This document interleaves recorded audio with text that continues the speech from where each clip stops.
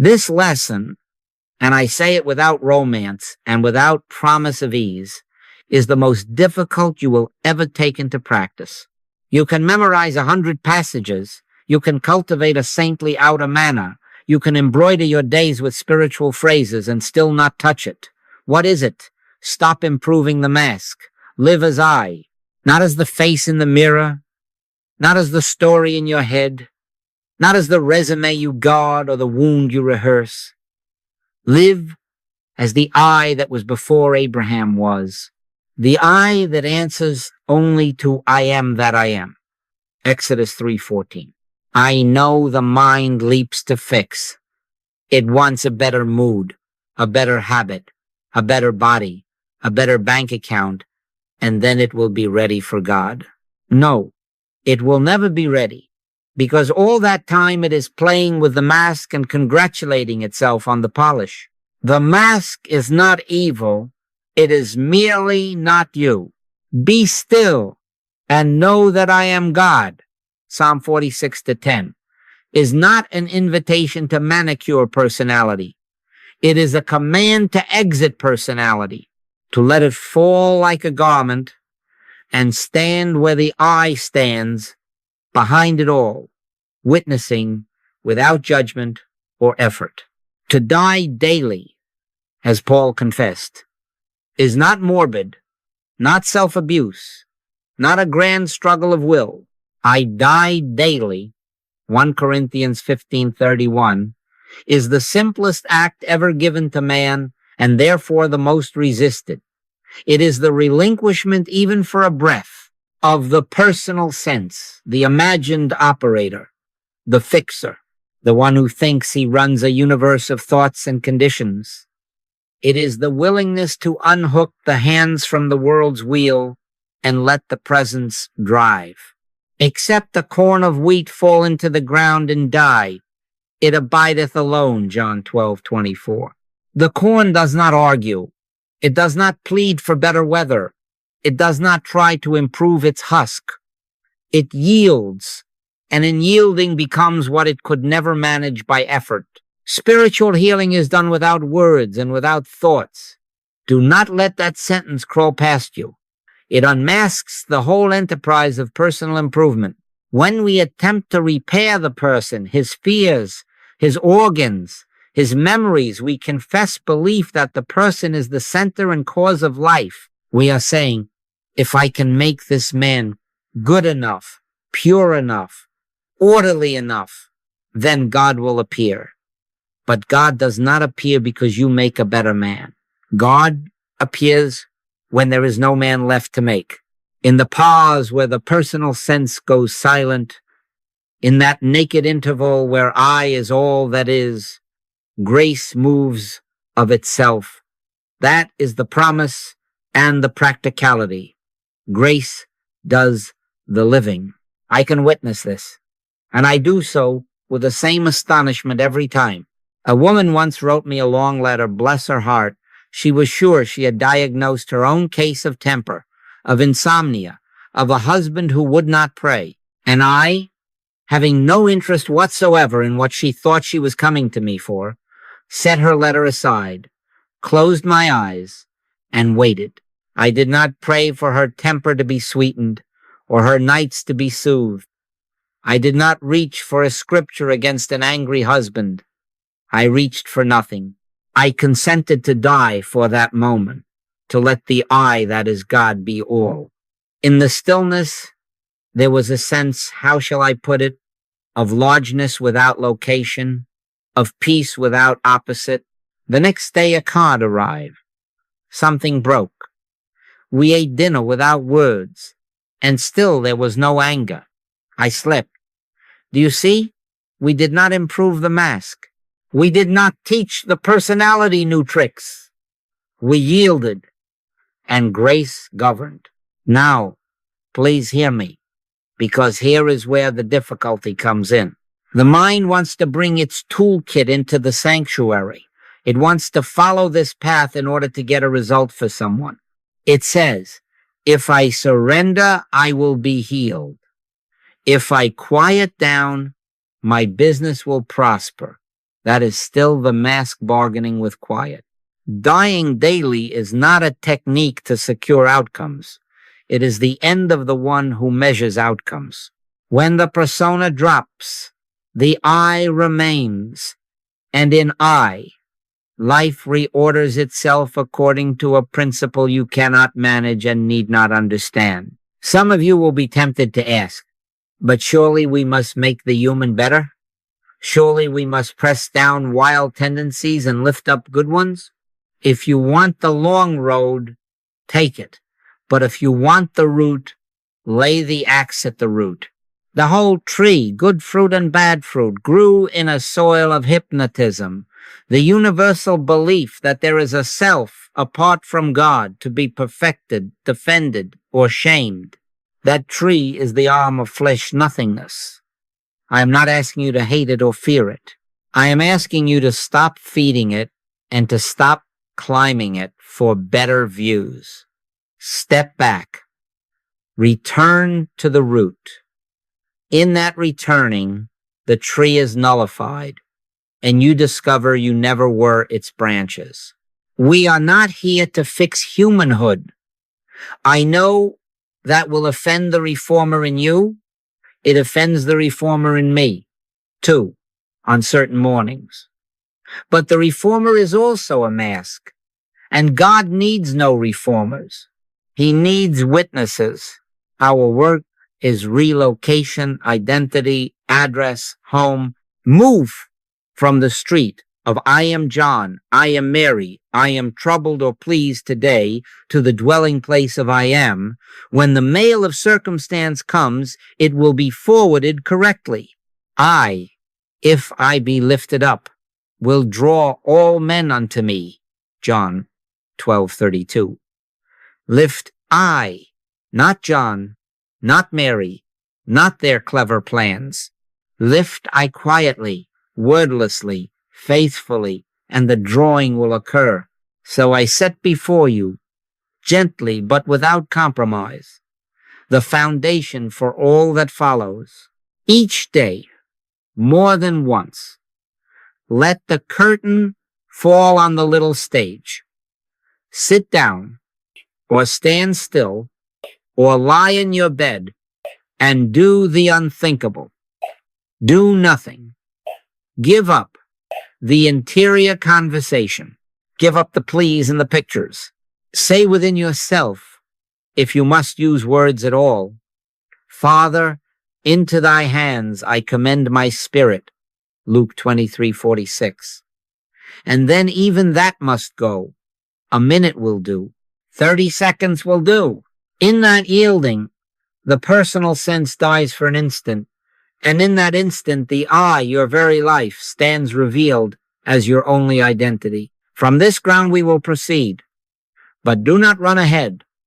Stop improving the mask. Live as I.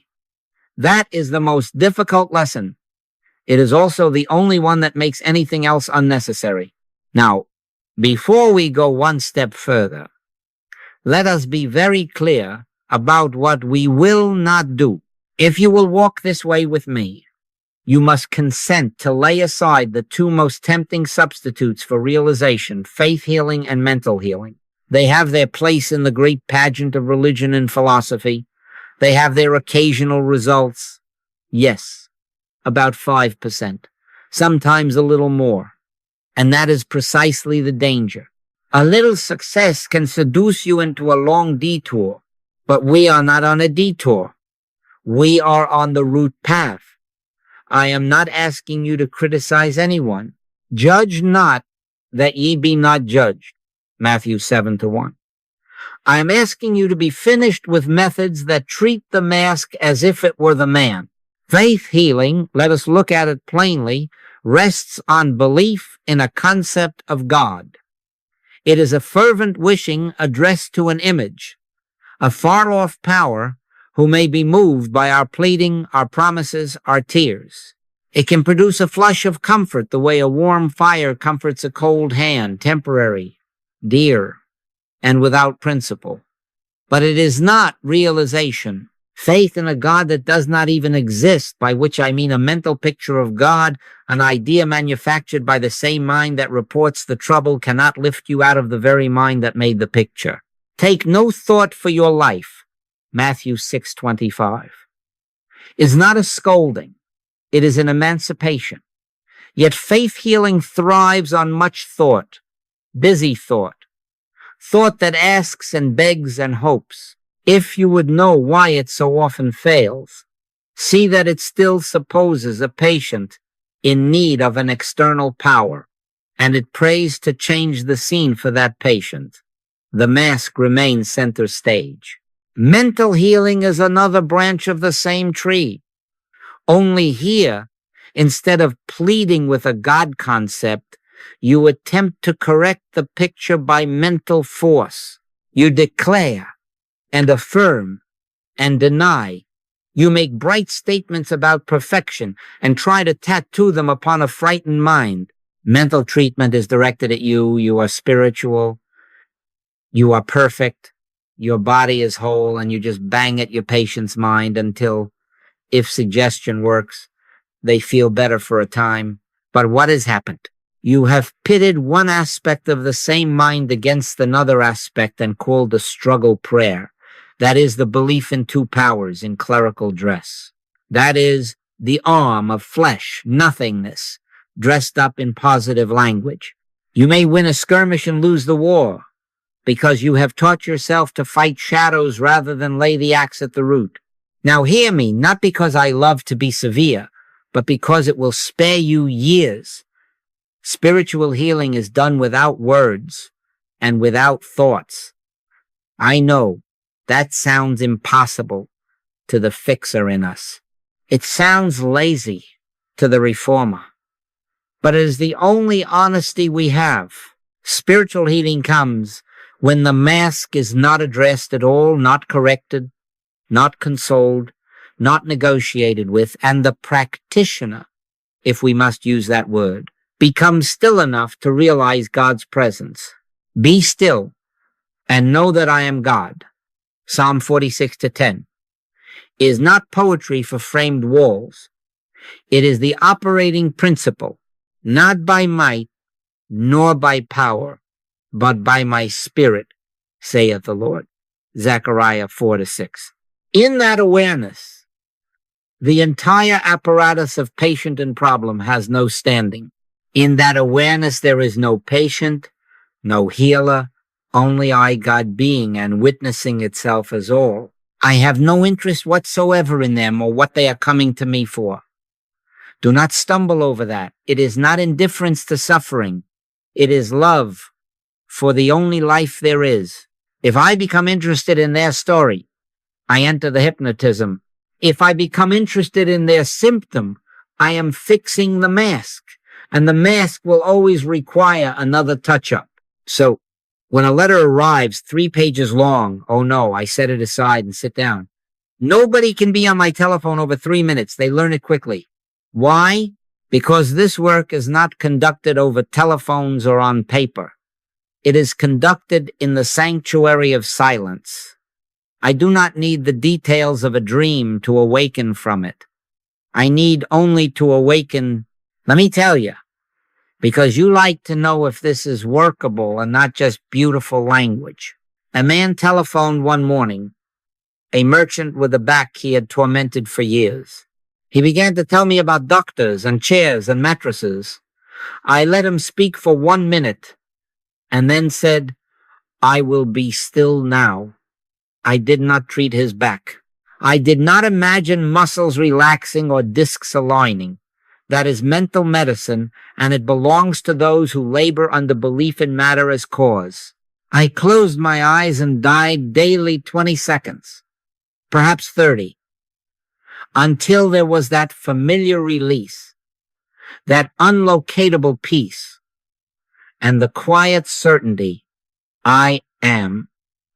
There was no word, not even a holy one. That afternoon, his clerk wrote, he forgot to think about his back. He drove to the warehouse and settled a dispute we could not settle in weeks. Do you see? You are not well because your back is well.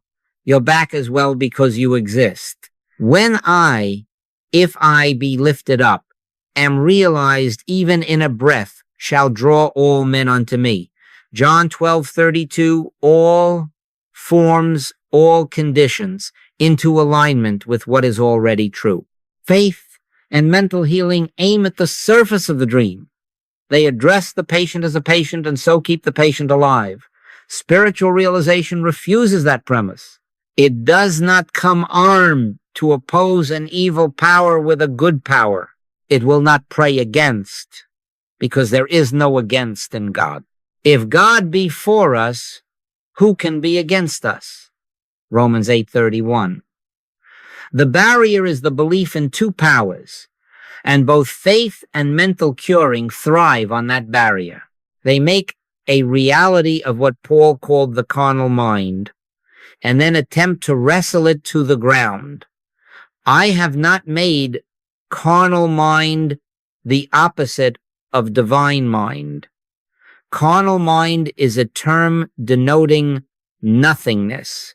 Stand, porter, at the door of thought, and do not let that intruder in. We will not ask God to fix the picture. We will not try to brighten it with positive paint. We will not hold hands with symptoms as if they were our brethren. We will retire into the inner chamber, close the door, and the Father who seeth in secret shall reward thee openly. Matthew 6:6. The reward is not a patched mask. The reward is the dissolution for that moment of the mask itself. And the light that remains is health, order, sufficiency. In him we live and move and have our being. Acts 17:28. And no amount of thinking adds a cubit to that stature. Matthew 6:27. So let us make a compact with ourselves tonight. Set aside faith as belief in a picture. Set aside mental force as mind over mind. Come with empty hands. Lord, I am not worthy that thou shouldest come under my roof, but speak the word only. Matthew 8:8. And then, because even a holy word is too much for this, let the very word fall into silence. In that wordless yielding, the present speaks as being, and there is nothing left to fix. Only realization heals. Every attempt to fix the person reinforces the mask. Therefore, we will not fix, we will die daily, quietly, and live as I. Now then, if we will not fix the picture, and if we will not fight it with better thoughts, we must have the courage to name what confronts us and then to nullify it at its root. What is the adversary? Not a person, not a body, not heredity, not climate, not psychology. The adversary is universal hypnotism, the carnal mind, an impersonal mesmerism that paints a second creation and says, this is you. That is the whole of error. That is the arm of flesh nothingness. With him is an arm of flesh. But with us is the Lord our God. 2 Chronicles 32-8. Do you see? We have never been asked to fight an arm of flesh. We have been asked to recognize it as nothing and rest in the one. This hypnotism is not yours, not mine, not theirs. It is the general dream of a selfhood apart from God. And in that dream there arises sickness, sin, lack, conflict, and then a chorus of blame to keep the dream alive. Refuse it. Refuse the personal story. Judge not, that ye be not judged. Matthew 7:1. Do not condemn your patient. Do not condemn yourself. Condemnation is the mask blaming the mask. The axe must be laid at the root, and the root is always the belief in a second power, a second creation, a second self. Go back to Genesis for your authority. In the first chapter, creation is finished and pronounced very good. Then there is another tale told amist. a garden, a serpent, asleep. And the Lord God caused a deep sleep to fall upon Adam. Genesis 2:21. Do you find anywhere that he awakened? You do not. The second chapter is the false creation, the dream account, and every discord belongs to that mist. My work, your work, is to wake up, not to improve the scenery of a nightmare. Now, how will you handle a discord when it stands at your door? You will not analyze it. You will not trace it to childhood. You will not ask, what did I do wrong? That is mesmerism recruiting you as its historian. You will stand porter at the door of thought and refuse entrance to the premise of a personal cause. The carnal mind is enmity against God, Romans 8-7, which is to say, it is the posture that insists on being something apart. You cannot reconcile it. You cannot polish it. You can recognize it as nothing. Mortal mind, remember this, is a term denoting nothingness. To accept it as a something and then oppose it with a holier something is to keep alive two powers. And that is where the battle rages and never ends. Let me give you a way to see this without theology. Close your eyes for a moment. Yes, here with me. Picture a street, houses on either side, a cry, an accident at the corner. Feel the pull of it. Fear, concern, a rush to intervene. Now open your eyes. Where is the street? Where is the cry? Where is the accident? Did you heal the accident? Did you affirm it away? No. You withdrew your consent to that picture. You returned to where you are. That is all we do in spiritual work. But we do it relative to the universal picture, the whole Adam dream. And we do it not by a mental trick, but by the descent of the Spirit in stillness. Be still and know that I am God. Psalm 46-10. In that knowing, the picture drops of its own weight. The hypnotism has no witness and therefore no life. You will be tempted, especially if the discord looks serious, to take sides with the appearance, to feel pity as personal emotion, to feel anger as moral courage, to feel guilt as religion. Do not, neither do I condemn thee. John 8:11. That is the master standing free of the hypnotism, loving without entering the dream. To lay the axe at the root is precisely this. Decline the premise that there is a separate self to fix or to blame, and retreat wordlessly into the I that was before the picture. There, causation belongs to spirit. There, the one is all. To be carnally minded is death, but to be spiritually minded is life and peace. Romans 8-6. Life and peace are not outcomes you create. They are the nature of the I. When you cease to argue with shadows. A woman once called late at night. Yes, I break my 3-minute rule when the hypnotism tries to masquerade as urgency, sobbing about a child's fever. Do you think I treated a temperature? Do you think I imagined cooling blood or balanced chemistry? That would be mind over mind.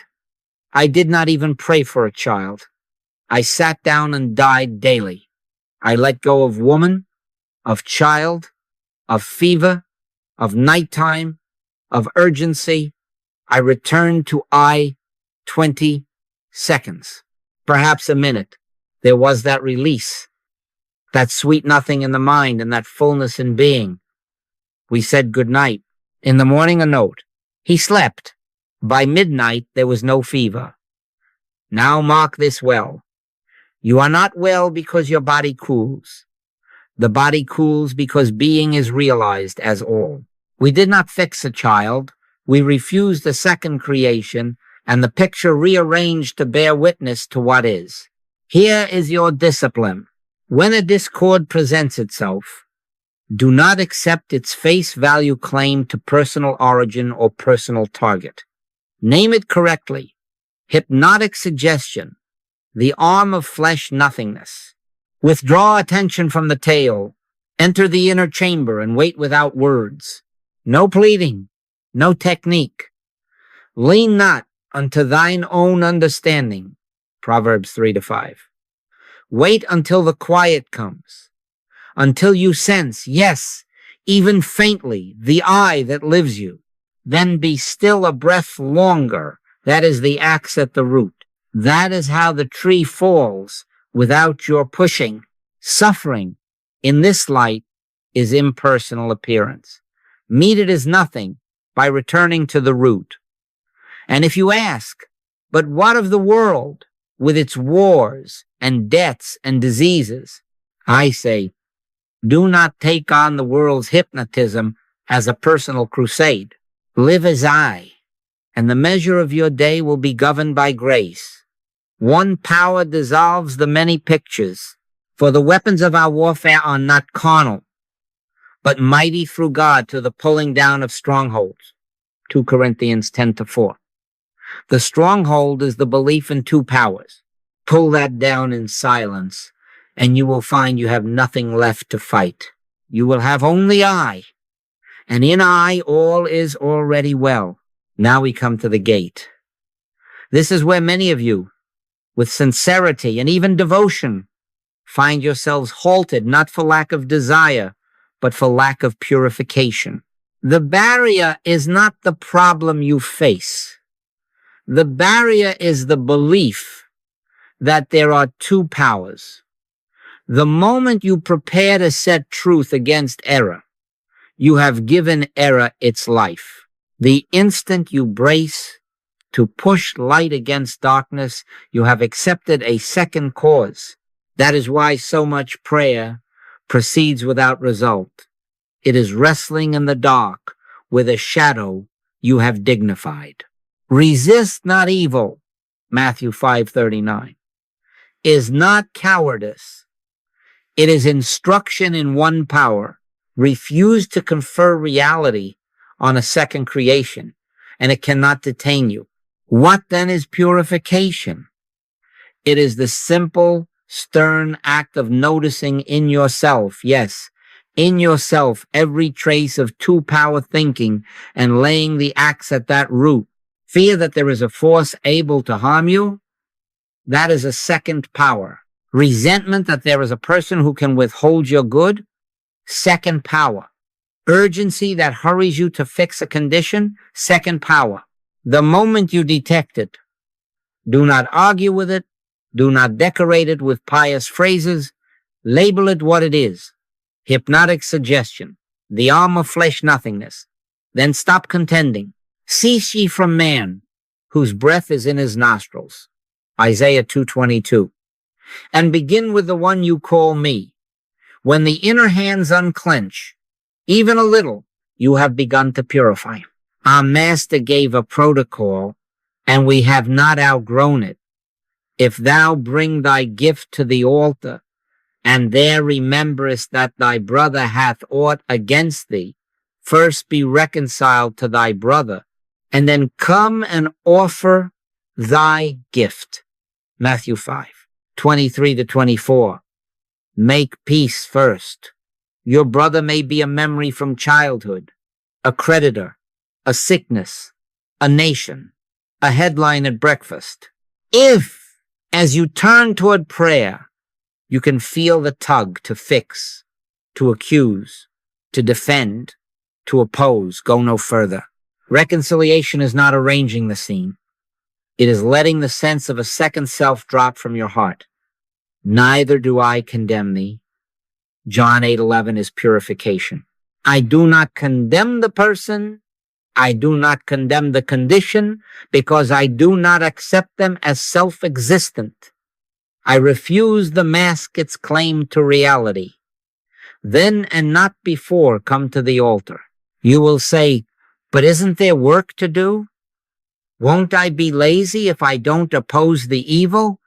No, that is the old hunger to make prayer an effort, not by might, nor by power, but by my spirit, saith the Lord. Zechariah 4-6. Rest, do not wrestle. Prayer begins after two-power thinking ends. Until then, you are only rearranging furniture in a dream.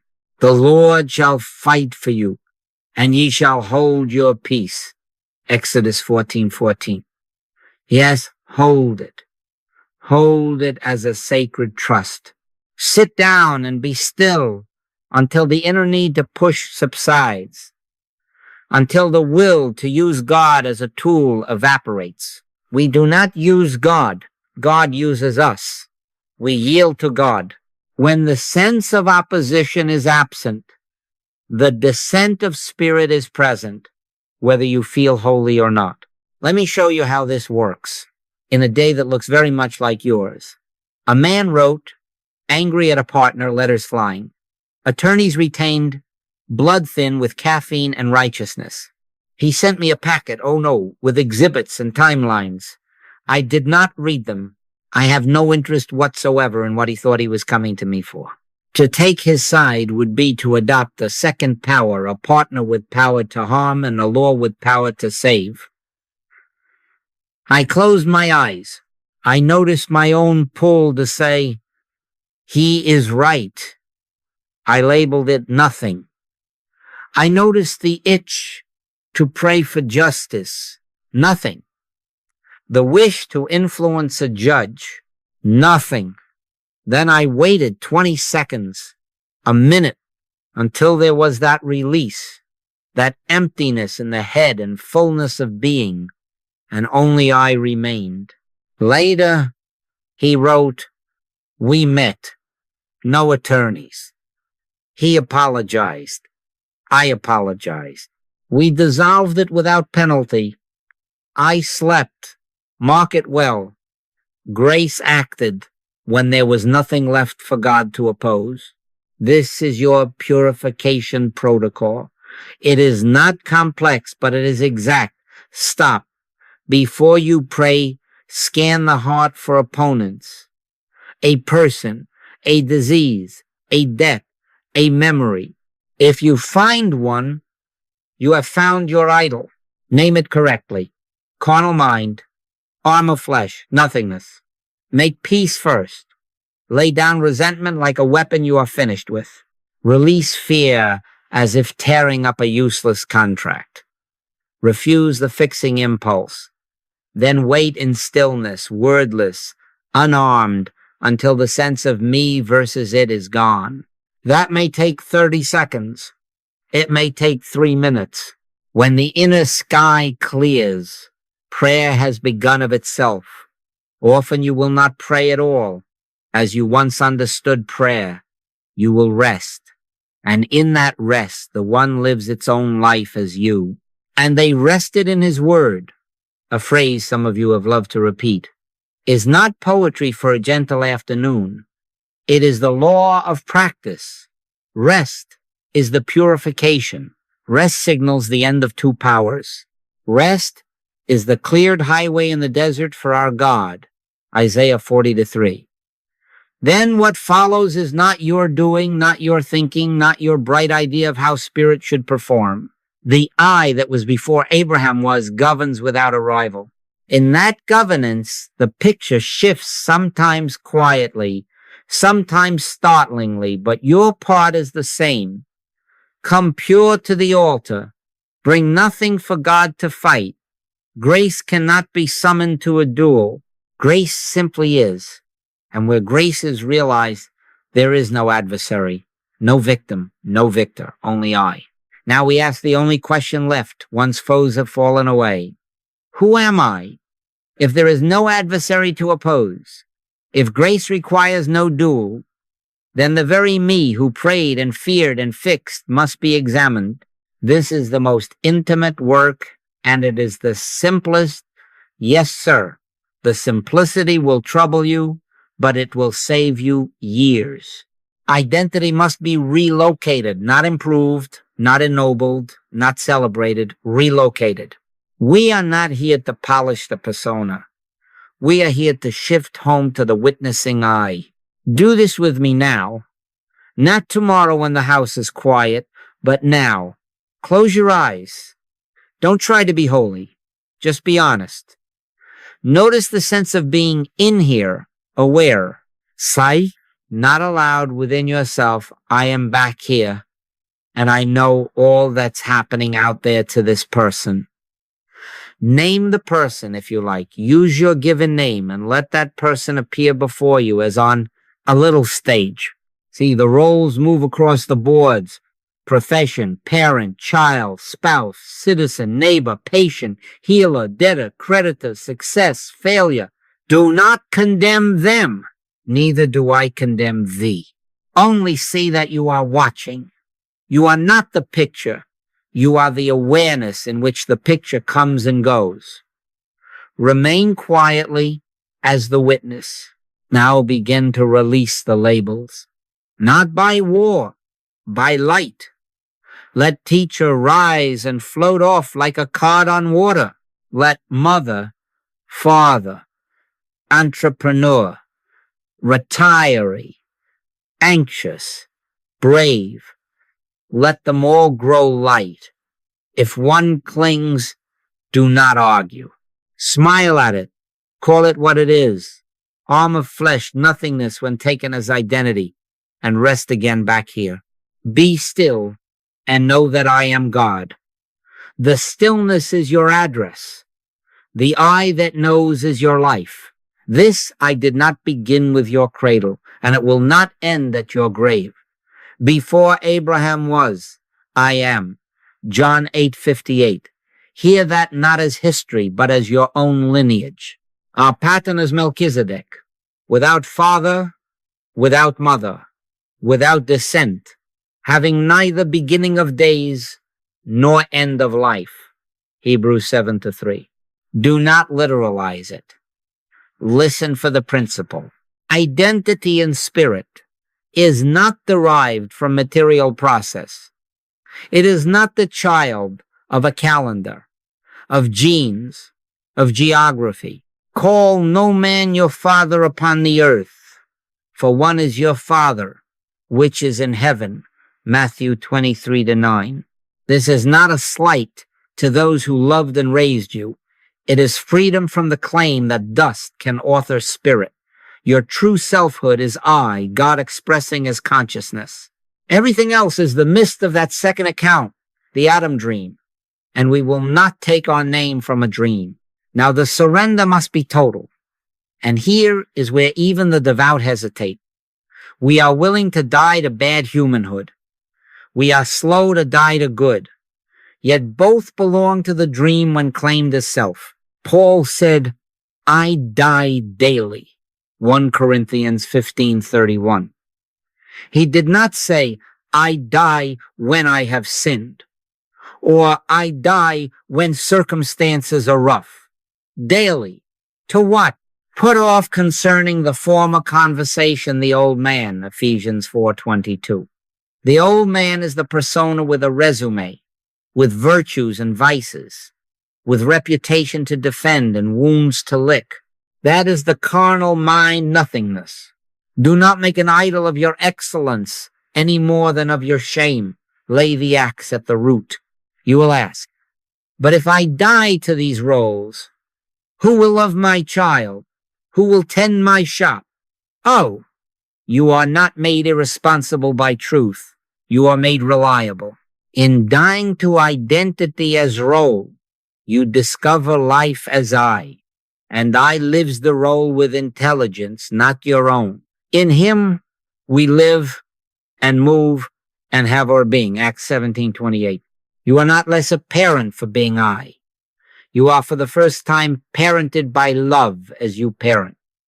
You are not less a surgeon for being I. You cut less and heal more. Action becomes the outflow of being rather than the scramble of a fearful mind. Your life is not the mask doing its best. Your life is eyewitnessing and animating the mask as needed, and then letting it fall without grief when its scene is over. Take this into your day as a brief, wordless sacrament. When the telephone rings with a name that once hooked you, pause 20 seconds. Who is aware of this ring? I. When your title is challenged or your pride is stroked, pause. Who is aware? Do not answer as a position. Answer as presence. For ye are dead, and your life is hid with Christ in God. Colossians 3:3. Dead to what? Dead to the claim that the picture is the person. Hidden in what? Hidden in the eye that never began and will not end. From that hiddenness comes the clearest seeing, the surest doing, the quietest word at the needed hour. A woman came to me, fine letters after her name, beloved in her field, and exhausted. She wanted a technique to manage time. I have no interest whatsoever in helping a persona keep its calendar. We sat, we did nothing. We died daily, perhaps a minute. She felt silly, then she felt nothing, then she felt peace. I asked, "Where are you?" She said, surprised, "Back here." And who is she? We watched the eminent professional walk across the little stage, and we let her bow. 2 weeks later, not by scheduling magic, 3 obligations dissolved without harm, an assistant appeared without advertisement, and she wrote, "I am working less and doing more. I am not tired." Do you see the reversal? You are not rested because your calendar clears. The calendar clears because rest being is realized. Keep the protocol simple. Several times each day, withdraw a moment and relocate. I am back here, aware of all that appears out there to this person. Let the person be blessed, useful, even excellent, but not you. Hold no pride. Hold no shame. Hold no fear that a role will be taken. Roles are costumes, and the playbill is the Lord's. As many as are led by the Spirit of God, they are the sons of God. Romans 8:14. Led, not pushed by panic, not pulled by praise, led. Our life is the eye that witnesses roles, not the roles themselves. When if I be lifted up, is realized even in a breath, it draws all men, all masks, all scenes unto itself. John 12:32. Then work becomes worship, family becomes fellowship, body becomes instrument, and history loses its veto. Behold, I make all things new. Revelation 21:5. New, not because you rearrange the furniture, but because the light in which it appears is no longer the dim bulb of humanhood. It is I. Stand there, stay there, and let the pictures come and go in peace. Now we make it practical, and we make it plain. Dying daily is not a production. It is not a mood, not a trance, not a vocabulary. It is a brief, wordless yielding in which the presence takes over. Paul said, I die daily. 1 Corinthians 15:31. He did not say, I dramatize daily. So lay down the incense, lay down the strain, and do the one thing that has ever borne fruit in this work. Be still. Here is the protocol. Several times a day, do not wait for emergencies. Do not let hypnotism set your schedule. Close your eyes. Let the hands rest wherever they fall. No posture earns God. Withdraw attention from the person and the problem as you would draw a curtain across a window at noon. This is not denial. This is privacy for the holy. Do not bring the opponent with you. Do not bring the victim with you. Do not bring the fixer with you. Come empty, and then wait. What do you do while you wait? Nothing. Nothing whatsoever. No words, no thoughts. Be still, and know that I am God. Psalm 46:10. The knowing arrives of itself when words have ceased. If a thought moves in, do not argue. Let it pass like a sparrow across the porch and out again. If you feel the itch to pray for a condition, smile and refuse the bait. That is the old two-power religion, knocking. We are not pitting spirit against matter here. We are not treating effects. We are lifting I. Hear the master. I, if I be lifted up, shall draw all men unto me. John 12:32. Lift the I, and all men, all forms, all scenes, all aspects of the picture are drawn into harmony without your management. How will you know you have died this little death for the moment? There is a sign, and you will recognize it, not by fireworks, but by the absence of strain. A quiet relaxation appears, as if the inner hands, clenched around a something, have opened. The breath may deepen by itself, a soft, unforced sigh. Do not take hold of it and make a method of breathing. The mind loosens its grip, the chest softens, the clock falls away. Do not chase a sensation. Do not manufacture holiness. The release comes when the will to govern has bowed. Sometimes it is pronounced, more often it is delicate, like dew discovered on grass rather than rain announced on tin. That is enough. When that ease is felt even faintly, stop. Do not add affirmations. Do not rehearse scripture like a charm. Do not take up the tools you just laid down. Let the silence have the last word. Now open your eyes and go about your task. Do not look back to see if the picture is improving. That is to re-enter the hypnotism. The Lord shall fight for you, and ye shall hold your peace. Exodus 14:14. Hold it. Carry the residue of quiet as you wash a dish, answer a letter, speak to a child, meet a deadline. The efficacy of this practice is not measured by what you feel. It is measured by the absence of your management and the appearance of order without strain. In quietness and in confidence shall be your strength. Isaiah 30:15. Strength does not announce itself. It supports. You will be tempted to time this, to grade it, to keep a journal of outcomes. Set that aside. I like brevity because it starves the appetite for theatrics. 20 seconds can be holy. 3 minutes can be holy.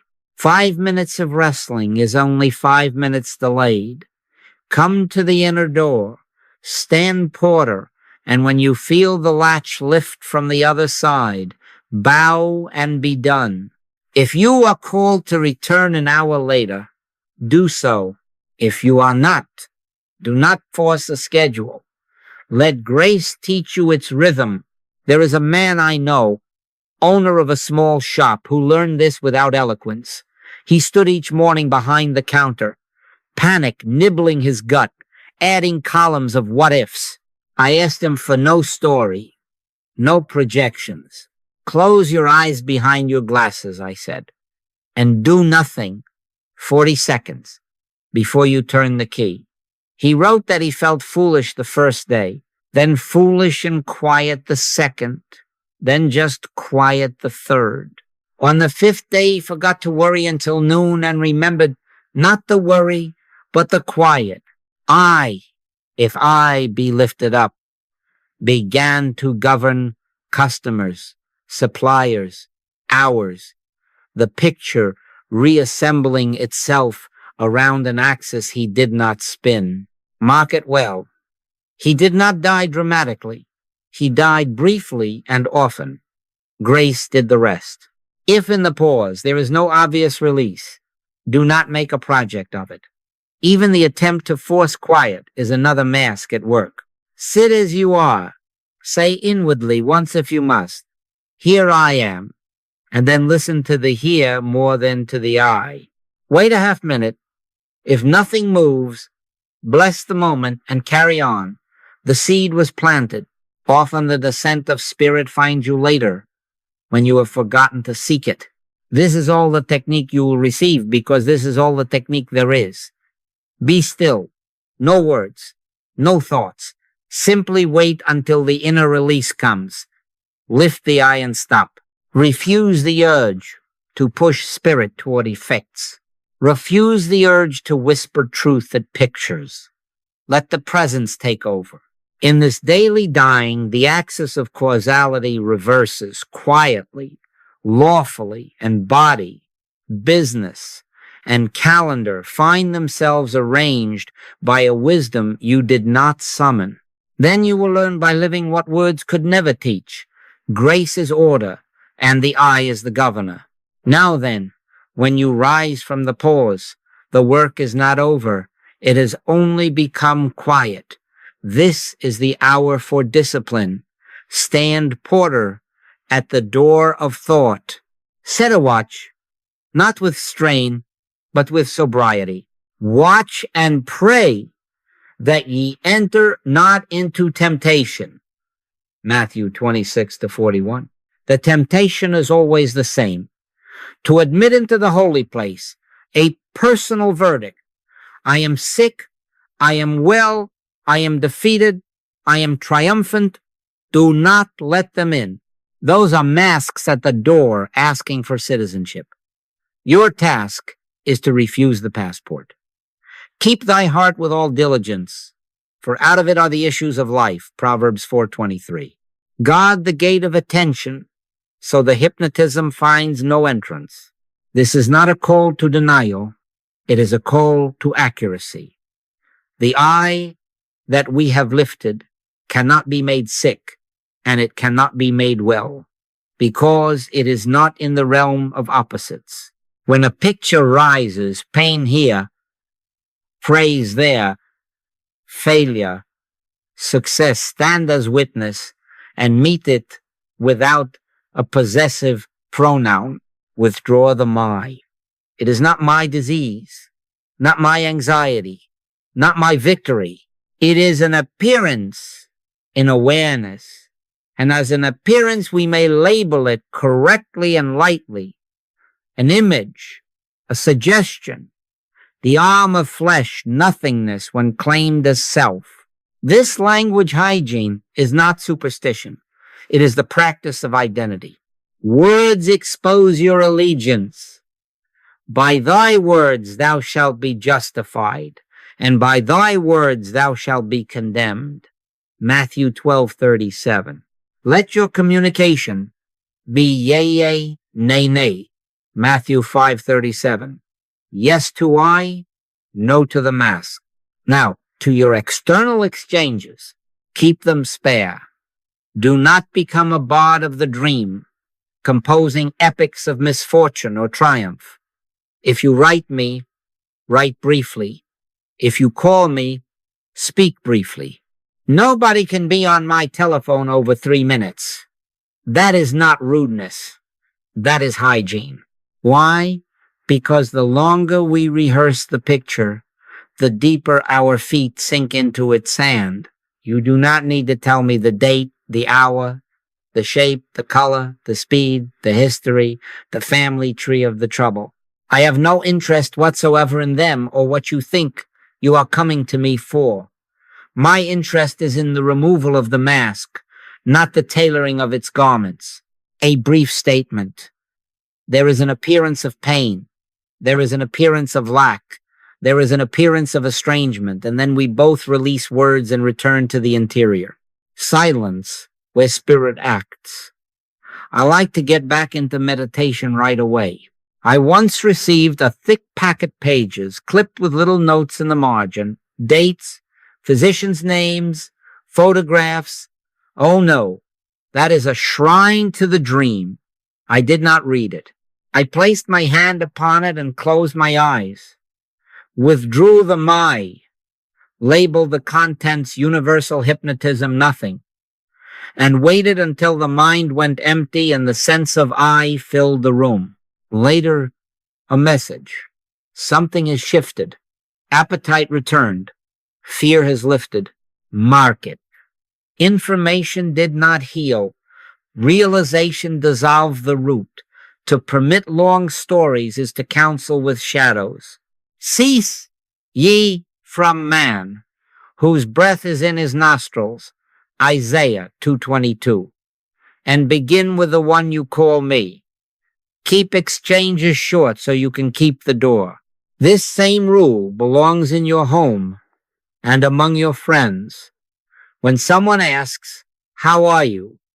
do not take the bait into verdicts. You need not paste piety on your face or boast of revelation. Simple, honest, unentangled responses protect the gate. All is well, or silence seasoned with a smile. If pressed to rehearse symptoms, you may decline without offense. I'm not entertaining that story today. Neither cast ye your pearls before swine. Matthew 7-6 does not insult your neighbor. It honors the holy in you by refusing to trade it for a narrative. Compassion? Yes, neither do I condemn thee, John 8:11. But do not become a party to gossip or pity that binds both of you to a second power. If grief knocks, sit with the friend and let tears be what they are while you keep the interior pronoun clean. We can be tender without ceding identity. Time boundaries are also thought boundaries. A brief call, a brief note, then immediately back to the inner chamber. Practice this without apology. Do not linger at the threshold, wondering if you said the right thing or whether more data would help. That is curiosity in the service of hypnotism. Close the door behind the exchange, turn within, and wait even 20 seconds until the mind drops its commentary and the sense of I is felt again. Set a watch, O Lord, before my mouth. Keep the door of my lips. Psalm 141-3. The door of the lips and the door of thought swing on the same hinge. Let me give you a simple daily protocol. On waking, before feet touch floor, place the watch. Say inwardly once, I, and be still until the hands unclench. Then rise. Through the morning, when you encounter a headline, a diagnosis, a ledger, notice the first flicker of my and gently remove it. Replace my bill with an appearance of an account. Replace my back with an appearance of tension in the picture. Do not argue with it. Do not sponsor it with emotion. Label correctly and move on. If a call must be made, keep it brief, state the appearance impersonally, and hang up. Return at once to the pause. Noon, repeat. Evening, repeat. If you stumble into a long rehearsal, forgive yourself immediately and cut it off mid-sentence if needed. This is not manners class. This is life. You are standing porter at the door of thought. What of sympathy that would draw you into another's narrative? Be kind, be available, but stay unhooked. If you must listen, listen as I, not as a role that must fix. When the telling ends, do not launch into techniques. Enter the silence, right there, even with eyes open, until the inner release is felt. The Lord shall fight for you, and ye shall hold your peace. Exodus 14:14. Hold it. Peace is not passivity. It is protection of the gate through which grace enters. Do not imagine this vigilance to be grim. It is light. It is gentle. It is practice in love. We are not fending off a powerful devil. We are declining to play host to nothingness. Be sober. Be vigilant. 1 Peter 5-8. Does not make you severe. It makes you clear. And in that clarity, there is a new courtesy, because you will stop asking others to join you in reciting miseries and triumphs. You will offer them the quiet of your heart instead. From that quiet, order moves of itself. In quietness and in confidence shall be your strength. Isaiah 30-15. Strength to keep the door, not by effort, but by fidelity to the one. So, stand porter at the door of thought. Admit no verdicts about the mask. Withdraw the possessives. Keep exchanges spare. Guard your minutes so you may return quickly to meditation. Name appearances impersonally and let them pass. In such cleanliness, the hypnotism has no foothold, and where no rival enters, one presence governs. He that dwelleth in the secret place of the Most High shall abide under the shadow of the Almighty. Psalm 91:1. Dwell there, even while you are at your desk, at your stove, on your street. Keep the door. Grace will do the rest. Now we must look honestly at how the picture reshapes when cause is rightly placed. This will not flatter the human mind because it removes its throne. You are not well because your heart is well. Your heart is well because you exist. Mark that. Existence. Life. I is cause. The organism is effect. You are not secure because the bank account is full. The bank account finds order because you abide in I. You are not at peace because the family agrees. The family finds its speech softened because peace is realized first. This is the reversal of causality that offends the wisdom of this world and heals it. In him we live and move and have our being. Acts 17:28. Not in pulse, not in paychecks, not in treaties, in him. Therefore, him is cause, and everything else, every appearance in what I have called the dream of Adam must either conform or dissolve. Lay the axe at the root here. We are not trimming branches, symptoms, invoices, quarrels. The root is the belief that form governs life, that the arm of flesh dictates to spirit.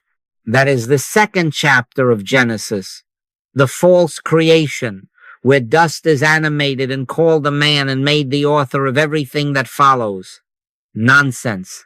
It is the spirit that quickeneth. The flesh profiteth nothing. John 6:63. Nothing. Mortal mind, carnal mind, terms denoting nothingness. Do not make them powers. Do not argue with them. Turn from them as you would turn from a child's shadow puppet on the wall once the lamp has been lit. Let me show you how this looks in the hours of a day. A man telephoned, breathless, frightened about his heart. 3 minutes. I did not want the measurements, the dates, the previous episodes. I have no interest whatsoever in the content of the dream. Say it once, I told him. There is an appearance of irregularity in the heart. He did. We hung up. I went into the pause and did nothing. I refused the bait to think of ventricles, diets, or outcomes. I, if I be lifted up, shall draw all men unto me, John 12:32. I waited for that inner unclenching. It came like the faintest warmth behind the eyes. I set it down and returned to my work. That night the message came. The heart had settled without drama. But listen, here is the point. In the same note he wrote, something else happened. An old dispute at the office eased. A colleague apologized. I never expected to hear from. 2 pictures, 1 realization. Spirit was cause. Forms rearranged themselves accordingly. There was no prayer for the heart and then another for the office. There was no supervising the effects. Grace governed body and circumstance because grace alone is agency. Peter and John at the beautiful gate were not engineers of ankles. Silver and gold have I none, but such as I have give I thee. Acts 3-6. Such as I have, what is that? Presence realized. Not coins, not techniques. And immediately his feet and ankle bones received strength. Acts 3-7. The body yielded to being. That is our model. Not that we imitate words, but that we stand where they stood, empty of methods, full of I. When I am lifted, bones answer, ledgers answer, calendars answer.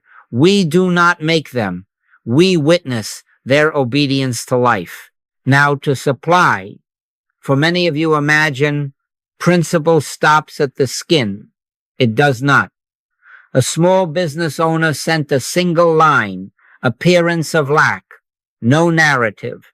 I sat and did nothing. The mind tried to propose a plan, a sale, a lender, a phone call. I would not have it. Be still and know that I am God. Psalm 46:10. When the stillness ripened, I stopped. 2 days later, he wrote, a supplier had unexpectedly offered extended terms. A dormant customer paid an old invoice without prompting, and a rent concession arrived unrequested. Seek ye first the kingdom of God and his righteousness, and all these things shall be added unto you. Matthew 6:33. Added, never grasped. Added, never engineered. We sought, we found the I, and forms came to heal. The same law holds where affection is concerned. 2 sisters wrote separately of estrangement, each sure of her righteousness, each bruised, each with paragraphs to send me proving her case. I declined the paragraphs. I invited them only to the pause. 1 line each. Appearance of separation. Then silence. I did not counsel. I did not craft letters for them to trade. I went into the chamber and waited until the gentle weight of presence filled the room, real, tangible, and thoughtless. A week later, I received a joint note, brief and without triumph. We spoke. It was simple. It is quiet again. Mark it. Nothing in the mind prepared the words they would use. We did not rehearse apologies. We realized the one and watched the many find their seats. Stop measuring results during prayer. You say, but how will I know? You will not know by staring at the picture. If you stare, you rehypnotize yourself. Pray if you must use the word by not praying. Be still. Realize. Stop. The Lord shall perfect that which concerneth me. Psalm 138:8. Let him perfect it. Do not take up the potter's wheel after he has put his hand to the clay. Do not come out of silence to inspect. Go on with the dish, the letter, the errand.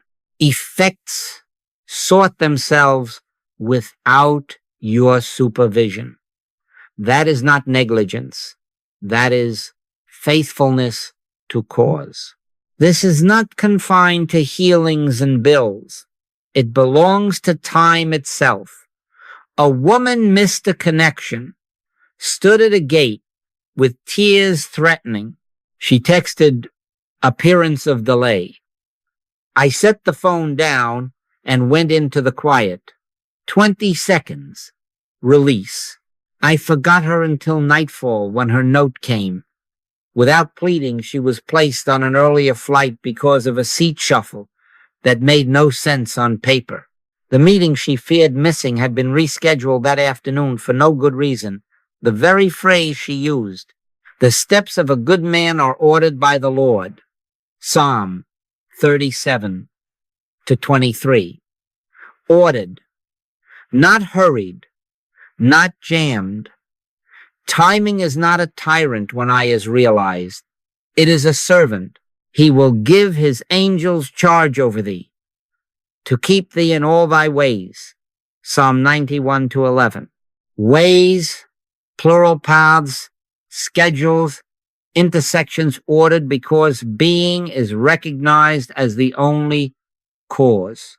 Do you see the pattern? We do not push spirit at effects. We do not take the bait of 2 powers. We do not fix a heart, then a ledger, then a calendar. We lay the axe at the root, one realization of the I am, and the branches arrange themselves. You are not strong because the door is locked.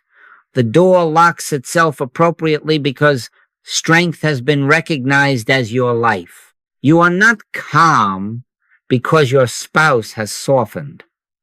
The spouse softens because calm has ceased to beg and has taken its seat as governor. Carry this quietly. Keep your practice spare. When the impulse to manage rises, smile at it and call it by its right name, arm of flesh nothingness, when claimed as power. Then be still.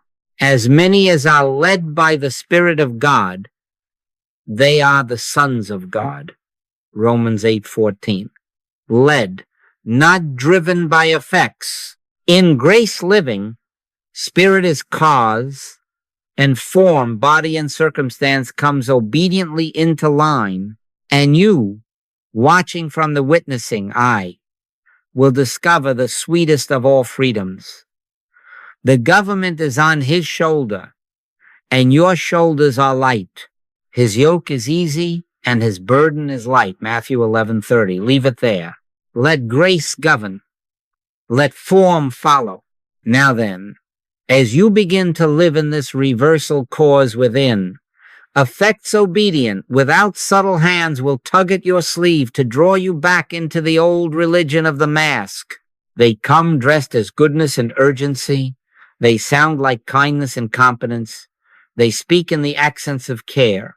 But their fruit is always the same: personal entanglement, the reinforcing of the dream, the re-entry into two powers. So let us name them and lay the axe at their root. First, blame and its cousin, diagnosis. Whenever you or I ask, who did wrong, whether it is a body, a neighbor, a past mistake, or a hidden psychology, we have turned the impersonal hypnotism into a personal culprit and placed the mask back on the throne. The disciples asked it of the blind man, Master, who did sin, this man or his parents, that he was born blind? Hear the Christ reply, neither hath this man sinned nor his parents. John 9:2-3. Neither. That single word dissolves a theology of blame and opens the door to impersonal realization. Do not condemn. Do not diagnose. Judge not, that ye be not judged. Matthew 7:1. Blame personalizes what is impersonal and strengthens the dream by giving it a name, a history, and a prosecutor. We are not hunting villains. We are awakening from a trance. When a picture of discord stands before you, refuse the courtroom, withdraw the pronouns, label the appearance accurately: universal mesmerism, carnal mind, the arm of flesh, nothingness, when claimed as power, and return at once to the quiet center where I is realized. Neither do I condemn thee, John 8:11, is not leniency. It is fidelity to one power. Second, sentimental sympathy. Compassion without judgment, yes. Agreement with appearances, no. The world will tell you that to love is to co-author the sad script, to sit and nod while we etch grievance deeper into stone. Oh no, that is pity. And pity is a rope that ties two wrists to the same post. The master wept at the tomb of his friend, and yet he would not accept death's verdict. He stood in eye and said, Lazarus, come forth, John 11:43. Do you see? Tenderness of heart, with refusal of the picture's authority. A mother came with a long telling of her son's trouble pages, text messages, records of nights without sleep. I would not read them. I sat with her, held her hand, and said nothing. We wept a little. And then we stopped. Inside, in that hush, the my loosened. The sentence, he is lost, dissolved, and presence filled the room. A week later, a call from the son, sober for the first time in months, asking to meet. I did not fix him, and I did not fix her. We refused to be co-authors of the nightmare. We stood as I, and grace found its own doorway. Third, technique fever. Beware it. The mind, balked of management, will begin collecting methods like a child trading shiny cards. More words, more mantras, more postures, more books. Oh, how impressive the shelf becomes, while nothing changes at the root. This is only the mask polishing its mirror. Spiritual healing is done without words and without thoughts. One presence, realized, is enough. A woman came to me with a notebook, thick as my hand-colored tabs, breathing patterns, timed affirmations, special foods, special candles. Oh no, I have no interest whatsoever in them or what they are supposed to accomplish. Lay it all aside, I told her. 20 seconds, 3 times a day. Close the eyes, no words, no thoughts. Wait for the inner unclenching, then stop. She looked insulted by the simplicity. The ego is always insulted when it cannot be a technician. 2 weeks later, she wrote, briefly, only a line, I am not frantic. Something is quiet. And then, almost as an afterthought, one of the conditions that had occasioned the notebook began to fade from the picture. Mark it. Not because we replaced one technique with another, but because we ceased worshiping techniques and returned to silence where God is God. Fourth, urgency. Universal hypnotism loves a clock. It shouts, now, hurry, call 3 healers, send 5 texts, do something. That is the stampede of the carnal mind seeking to reestablish its reign through speed. Refuse it. He that believeth shall not make haste. Isaiah 28-16. Be not soon shaken in mind. 2 Thessalonians 2-2. A man once telephoned in the middle of a crisis, breath jagged, words tripping over each other. 3 sentences were enough. There is an appearance of danger. Breathe, hang up. I did not keep him on the wire. I went at once into the pause and did nothing until the familiar softening came and the sense of I eclipsed the clamor. Later he reported that before paramedics arrived, the scene had calmed in a way he could not explain. We did not race. We rested. Stand still and see the salvation of the Lord. Exodus 14:13. Stand still does not mean do nothing outwardly when action is called for. It means refuse inner haste, the very fuel of the dream. How then shall we walk? Refuse personal entanglement. When blame knocks, answer with neither. When pity pouts, answer with presence and silence. When the collector of methods arrives with a suitcase, send him away and re-enter the chamber. When urgency beats its drum, answer with the unhurried pause. Be swift to hear, slow to speak, slow to wrath. James 1:19. Hear what?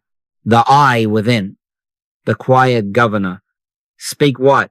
Little, and only after silence has attended you. Wrath is not only anger, it is agitation, the fever of fixing. Let it cool. This is correction, not condemnation. It is the gentle steering of a boat already set upon the river of grace. You will forget and remember. Forget and remember. Do not scold yourself. Return. Stand porter at the door of thought. Let no verdicts pass. Let no second power apply for citizenship. In such fidelity, the temptations lose their savor. And you will find, in the ordinariness of a day, that mercy and truth have met together within you. Psalm 85-10. Mercy because you condemn no one, not even yourself. Truth because you agree with no appearance against the one. Then the government remains where it belongs. upon his shoulder, and your shoulders are free. Now then, let us set our feet in Scripture, but not as proof text hunters, not at all, but as those who know the voice behind the letters and read them without two powers. I die daily, Paul says, 1 Corinthians 15:31. This is not morbidity, it is clarity. It is the daily relinquishment of the personal pronoun, the daily surrender of the self that would be sick or well, guilty or triumphant, hurried or delayed. Die to the mask, live as I. And if you are tempted to make of dying a drama with tears and testimonials, oh no. Paul gives no theater. He gives a plain, steady practice. I die daily. We would say in our tongue, I withdraw, I yield the verdict. I enter the wordless instant until the presence is felt, and then I move on. That is all. That is everything. I am crucified with Christ. Nevertheless I live, yet not I, but Christ liveth in me. Galatians 2:20. Can you hear it? The not I is the end of the actor. The I live is the dawn of the witness. To understand this dying, we must also understand creation as Scripture speaks it correctly divided. Genesis 1 declares, God saw everything that he had made, and behold, it was very good. Genesis 1:31. Whole, finished, one creation. Then what is this parade of thorns and sweat and shame in the next chapter? Genesis 2 presents a mist rising from the earth, a dust man molded and made to earn his bread by his brow. This is the dream of separation, the second creation that we in this work do not accept. We do not battle it. We do not decorate it. We decline it. Lay the axe at the root. Matthew 3:10. Label it correctly. Universal hypnotism, carnal mind, of flesh, nothingness, when claimed as power. And return to Genesis 1, where being is good and one. Every time you enter the pause and die to the personal sense, you return to the first chapter. Every time you pick up the mask to fix it, you step back into the second chapter with its sweat and swords. Choose your book. Consider the master's posture. To the accused woman surrounded by verdicts, he says, neither do I condemn thee. John 8:11. Neither. There is our axe at the root of blame. Not this sinner, not those parents, not that past, neither. He refuses to energize the second creation with moral drama. And when a leper kneels, he does not shrink from contagion. He puts forth his hand and touches him, saying, I will, be thou clean. Matthew 8:3. Touch, not terror. Why? Because in one power there is nothing to fear and nothing to transfer. The disease is not an entity with life in itself. It is the arm of flesh, nothingness, when claimed as cause. The Christ is not pit against it in combat. The Christ is the light in which the shadow cannot stand. There is no two. God is light, and in him is no darkness at all. 1 John 1-5. If there is no darkness in him, and we live and move and have our being in him, Acts 17:28, where is the second power to fear? It has the life of a bad dream upon waking vivid during sleep, gone in the morning. Dying daily is waking daily.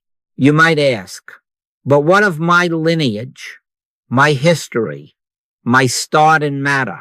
Scripture offers a figure to lift you beyond that question. Melchizedek, without father, without mother, without descent, having neither beginning of days nor end of life. Hebrews 7:3. Do not tangle yourself in literal genealogy. Hear the principle. Your true identity, Christ identity, I is not the issue of biology, accident, or date. It precedes processes. It does not begin in a womb, and it does not end in a grave. If you will receive it, this same I speaks from the masters before Abraham was. I am, John 8:58. When you die daily, you lay down the boast and bruise of humanhood and stand where Melchizedek stands, unoriginated in matter, unended by it. That is why causality reverses. You are not well because your blood is well. Your blood is well because you are. You are not supplied because the market is friendly. Supply nods to you because being is cause. Do you see how scripture, read without enmity or dualism, becomes a map for this road? Paul's I die daily instructs our practice. Genesis 1 seals our confidence in one creation, while Genesis 2 is recognized as the dream we decline. Jesus is neither do I condemn thee, and the fearless touch of the leper show us non-judgment joined with one power. Melchizedek reveals the lineage of I, all of it, one chorus. Come out of the second power. Come home to I am. Be still and know that I am God. Psalm 46:10 is not an exhortation to emptiness. It is instruction in dying to the restless persona and living as the presence that neither begins nor ends. Now then, keep it simple. In the morning, die once, briefly. At noon, die again gently. At night, die once more, wordlessly. Each time, you are not practicing absence. You are consenting to presence. If a voice in you says, but what about my sin, my diagnosis, my history? Answer with scripture's single word, neither. If another voice says, but I was born thus, to such and such, answer with Melchizedek, neither father nor mother. Not to despise your parents, God forbid, but to recognize that identity is older than their names. If fear whispers, touch not, taste not, handle not, remember the master's hand upon the leper. In one power there is no contagion to catch, only presence to reveal. And so you will find, as you keep dying daily, that you are not diminishing but increasing, not losing life, but losing the dream that kept life small. He must increase, but I must decrease, John 3:30. The I that must decrease is the mask.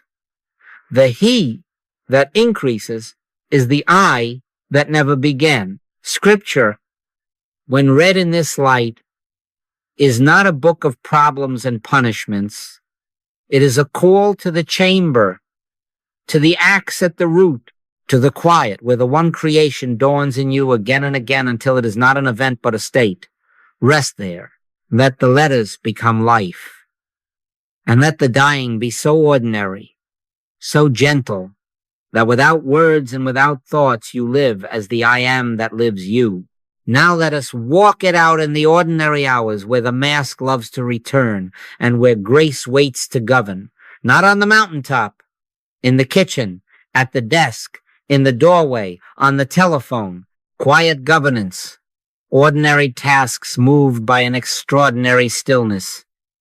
Keep it spare, keep it brief. In the morning, before your feet touch the floor, die once 10, 15 seconds.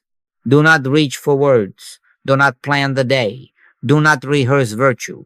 Be still until the inner fist unclenches and the sense of I that is not me quietly takes the helm. That is enough. Rise from that awareness and let the toothbrush, the coffee, the calendar happen under it. At noon, stop once standing, if you like, with your hand on a doorknob before you enter a room. Breathe without managing breath and feel the same presence you met at dawn. At night, before the house darkens, give it back again wordlessly.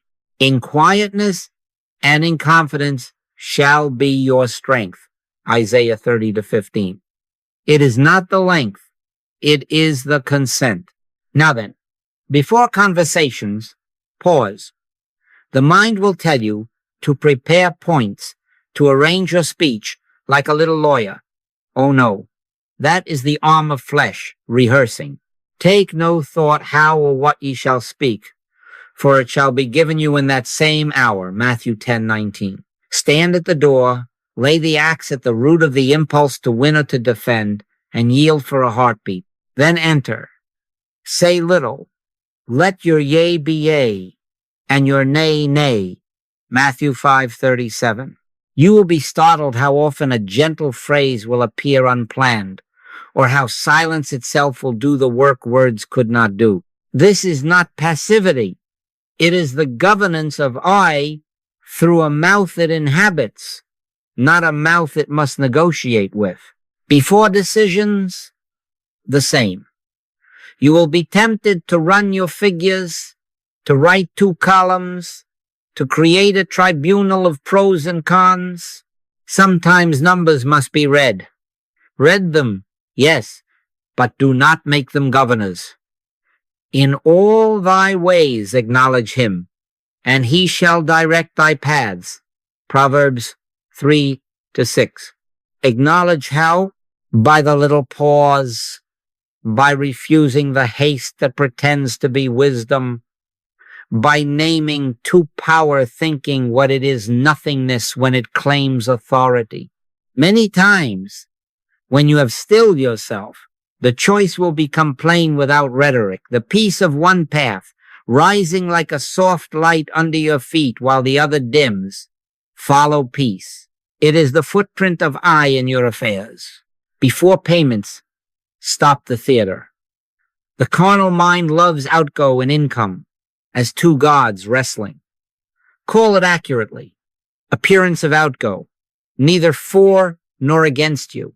Then return to I and pay what is yours to pay without inner drama. You will find that paying from presence is not loss. It is sowing into the government already upon his shoulder. Often enough, without asking or congratulating yourself, credits appear, concessions are offered, mistakes in your favor are corrected. Do not make testimonies of these. Let them be the quiet. All these things being added, Matthew 6:33. The point is not the happy surprise. The point is the ease with which it arrives when you do not enthrone fear. And what of health? When a twinge stirs or a report arrives with its alphabet of threats, stand porter at the door of thought. Do not let the second power enter with its suitcases of images and timings. Name it rightly universal hypnotism, the arm of flesh, nothingness when claimed as cause, then be still. If action is appropriate, take it without panic, and know that movement itself is ordered because I is cause. Let not your heart be troubled, John 14:1. Not because you have argued disease into a corner, but because in the presence there is no opposite for God to wrestle. The body is effect, being is cause. I does not heal by fighting, I reveals by being. I want you to see how homely and unspectacular this becomes when you do not decorate it. A mother tells me she now stands for 3 seconds at her child's bedroom door before waking him for school. No mantra, no special touch. 3 seconds of not being my child's manager. 3 seconds of consent to I. She says the mornings no longer begin in a scramble. Clothes are still clothes. Cereal is still cereal. But something quiet has slipped into the seams. Another writes that before answering emails, he looks once out the window until his eyes soften, then answers half as many words with twice the clarity. He stopped promising the earth in every reply. He let his yea be yea. Fewer words, fewer promises, fewer plans. The work still gets done. In fact, more of the right work gets done, and the wrong work never calls back. Carry this into errands. Before you turn the key in the car, pause. Before you lift the grocery basket, pause. Not to get a parking miracle or the ripest fruit. Oh, spare yourself that pettiness, but to live as I in aisles and lanes. Time rearranges itself around those who are not at war with it.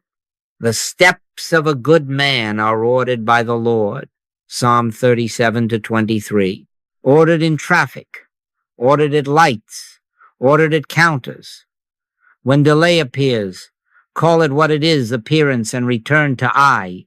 You will find that what must be kept waits, and what must be released passes. Let providence be providence. Simplicity is your protection. The more sentences you speak to yourself, the more techniques you collect, the more promises you scatter like confetti, the more entrances you cut into the citadel. Close them. Stand with one door and guard it. Spiritual government is done without words and without thoughts. Give yourself the luxury of not explaining, not predicting, not narrating your day to yourself as if you were the commentator on a broadcast. Move from stillness to task, from task to stillness. Pray without ceasing, 1 Thessalonians 5:17, was not given to burden you with chatter. It was given to invite you to live so near the hush that you can put your hand on it at will. You will forget. You will become the actor again, 3 hours gone in plans and fret. Do not whip yourself. Stop where you are. Use the next doorknob, the next browser tab, the next check you sign as an altar, a breath, a yielding. The yoke is easy, not because the chores vanish, but because the government is not yours. It is God which worketh in you, both to will and to do of his good pleasure. Philippians 2:13. Let him will. Let him do. You watch. You consent. You obey the small leads that come without strain. Finally, understand this. Roles will continue. Parent, partner, clerk, artist, neighbor, but you will wear them lightly. You will not enter them as identities, but as garments the witness puts on for an hour. The witness does not strain. The garment does not govern. Life will not become grand. It will become honest. You will find yourself washing a dish with more reality than you have ever prayed a prayer. You will find yourself writing a modest check with more faith than you have ever spoken a creed. The Lord is my shepherd.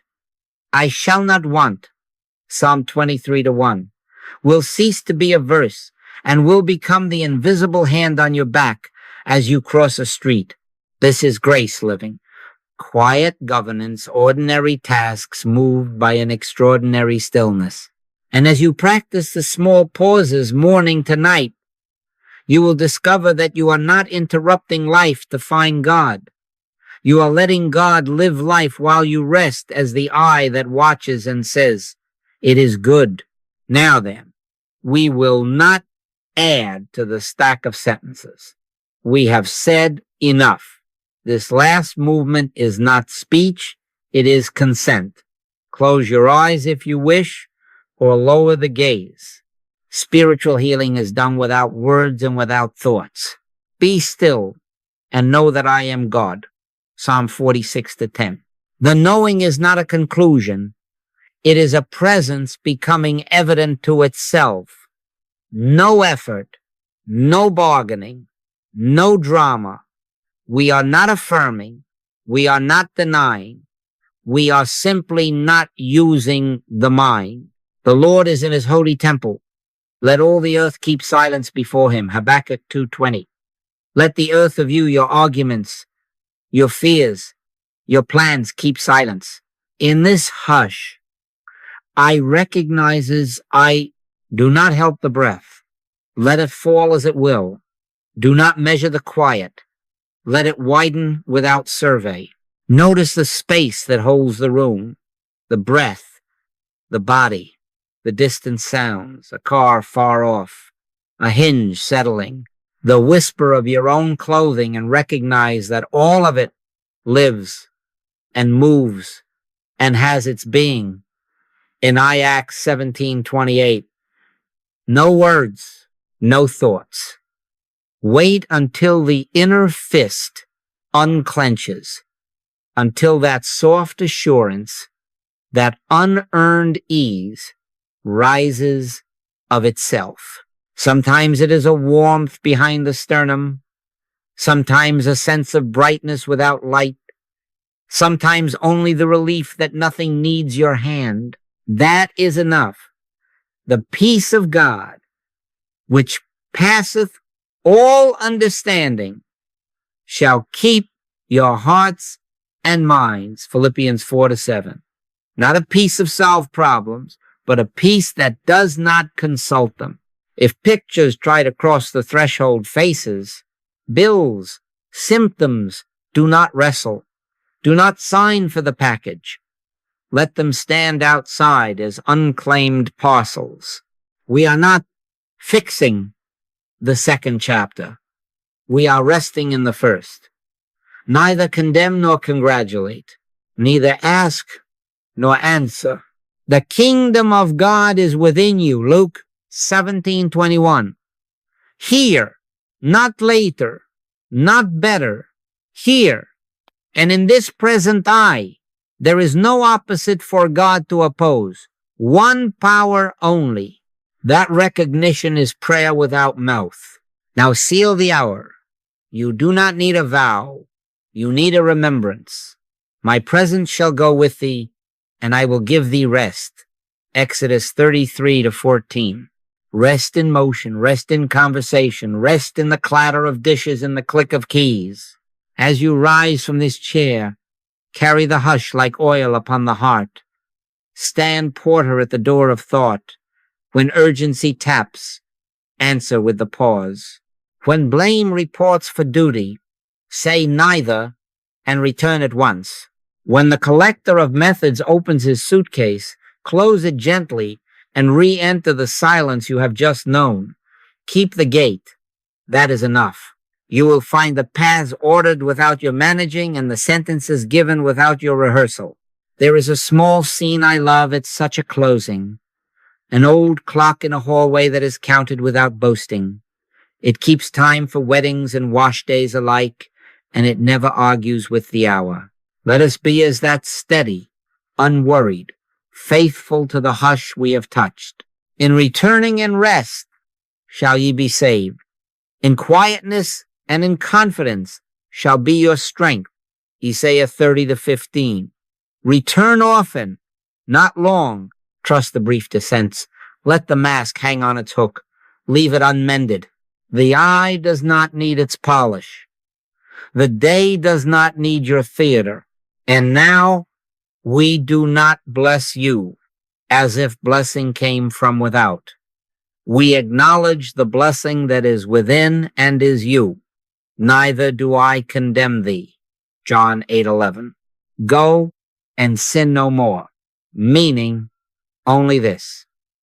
Do not re-enter the belief in two powers. Let presence be cause and let form obey. If you will permit it, he will keep you while you sleep and guide you when you wake. And many a thing you hope to manage will manage itself without your name upon it. Be still. Leave it here. And so we leave it there. Not with a flourish, not with a promise, but with silence. We end where life begins in the silence, where I lives us by grace.